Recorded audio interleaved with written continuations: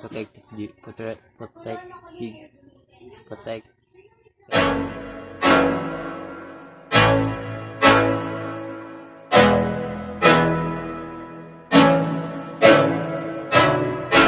I can't think nothing better than spending my day with you.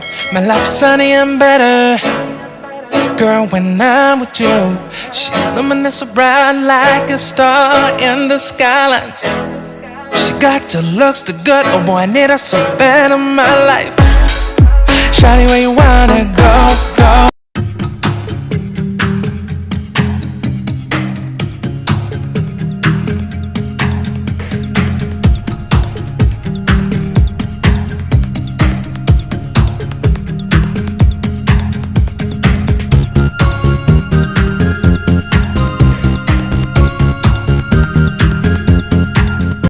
So yun, dito na naman tayo ulit guys.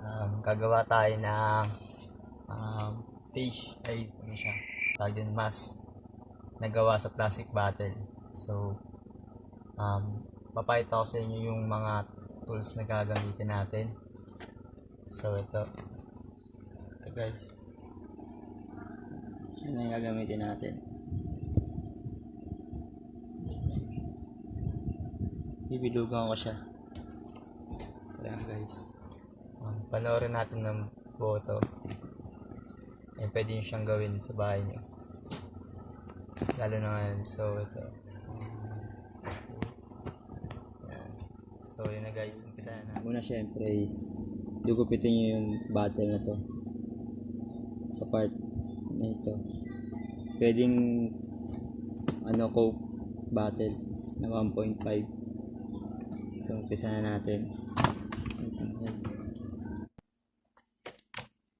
So yun guys, ito na yung yung pinanggal natin sa platter. So itong part na to dito, may part din na parang kabilog. Tanggalin nyo tapos ito tanggalin nyo dito rin sa part na pabilog na to. Tapos ito yung papalit nyo. So tanggalin muna natin. Ito, pakita ko sa inyo may itsura. So yun nga guys, pinasok ko na. Dikitan nyo siya ng stick glue sa loob para kumapit. So yan. So yung next na gagawin natin is bubutasan natin tong gilid, kabilaan, para mapasok yung tulo rin nito. So balikan ko kayo ulit. So yan guys, ito na yung magiging itsura niya. So pag nilagay natin ito dito, bubutasan natin to mga type, butasan natin yan. So gawin ko muna, balikan ko kayo ulit. Ito pakita ko sa inyo. So ayun guys, nabutasan ko na siya, nabutasan na. So gagawin ko naman is lalagyan ko siya ng bulak dito sa loob, dito, yan sa loob niyan. Sa bawat butas lalagyan ko ng bulak tsaka uling. Pwede nyo rin gamitin yung tissue para lang di makapasok yung dumi sa loob. So pakita ko sa inyo.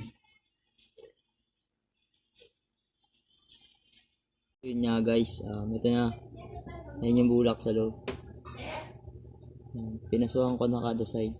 Yan, kada side niya nilagyan ko ng bulak para sure na yan. Babalikan ko kayo. Yan guys, gugupitasyon nyo rito para magugis yung ear sa ilong. So babawasan natin.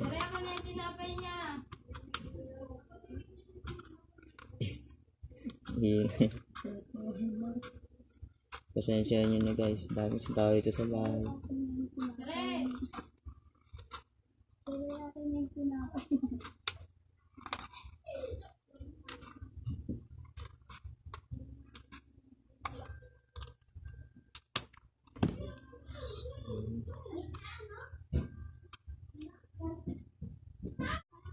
Ayan guys, binawasan ko siya. Yan, hinugisan ko yung sa ilong.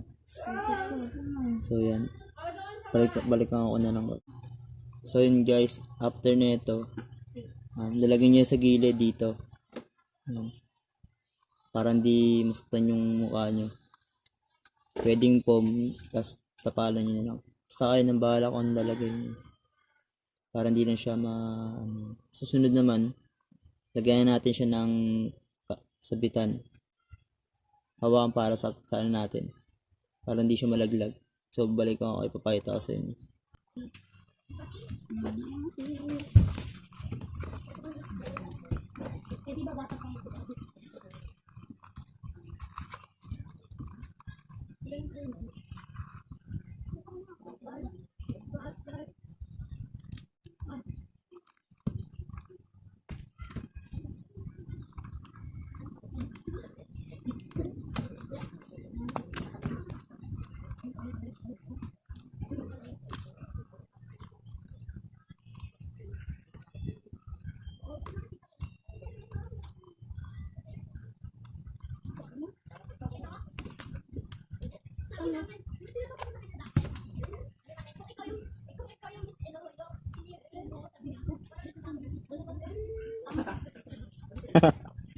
Sila.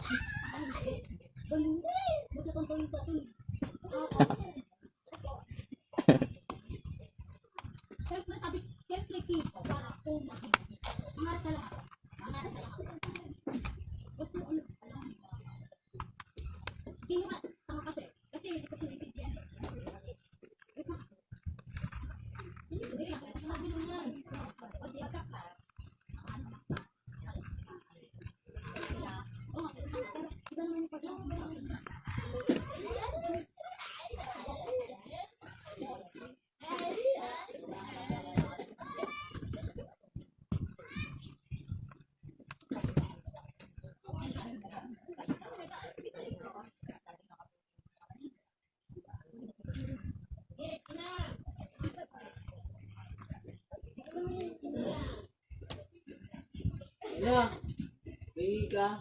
Nagkakamo po dyan eh.